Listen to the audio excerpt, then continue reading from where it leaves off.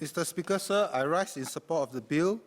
Amongst other things, this bill aims to improve the governance and transparency in the running of strata title developments. There are 3 points which I would like to touch on today. First, one of the proposed amendments is to limit the number of proxies that one can hold. Mr. Speaker, sir, I'm concerned that after this, there will be many occasions that the minimum quorum is not met. We have to recognize that many residents are rather apathetic, and being appointed as part of the management council is indeed a thankless job. Right now, the quorum for general meetings is set at 30% of the share values of all lots. And if the quorum is not met within half an hour, the meeting may be held if 2 or more subsidiary proprietors are present in person. While I understand the necessity for a meeting to carry on, I feel that the minimum of just 2 under the half-hour rule is a bar set too low. Mr. Speaker, I have 2 suggestions which I hope the Strata Titles Board would consider. My first suggestion is that we raise the minimum number of people under the 2-hour rule to 10% of the share values of all lots or 2 subsidiary proprietors, whichever is higher. My second suggestion is that all decisions made during a general meeting where the 30% quorum is not met is to be put on hold, and condominium owners have the right to challenge the decisions. If 2 or more subsidiary proprietors challenge the decisions within 30 days of being informed of the decisions made, then a new general meeting has to be called.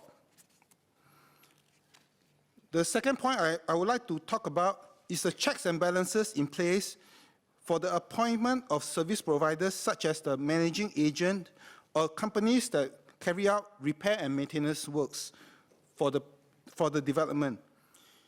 If the management council members appoint their own companies to carry out services for the condo, are the prices paid for such services reflective of general market rates?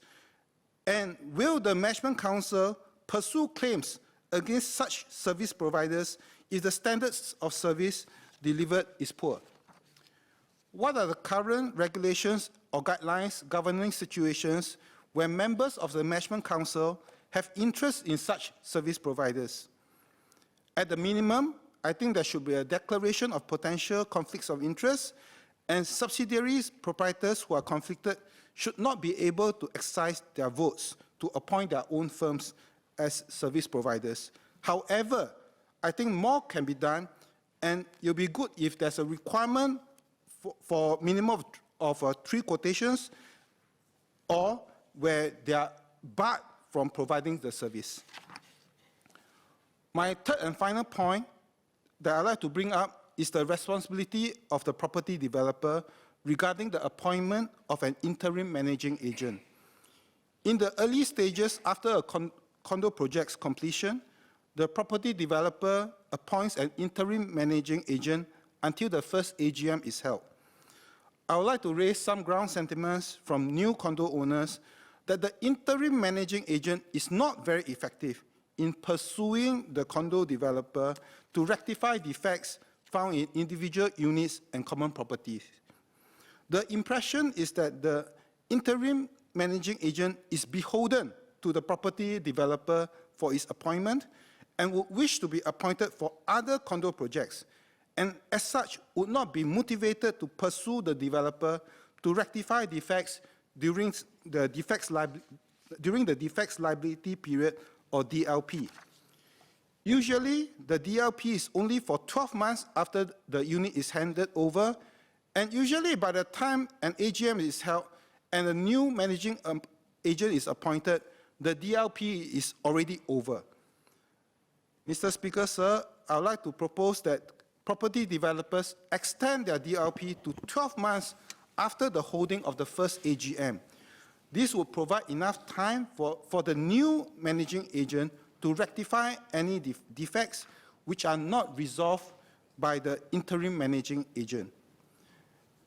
Sir, with a growing middle class, it's important that we regulate how a condo project is managed. I hope the Strata Titles Board will consider the issues I've raised today. Notwithstanding my comments and suggestions, I reiterate my support for the bill. Thank you.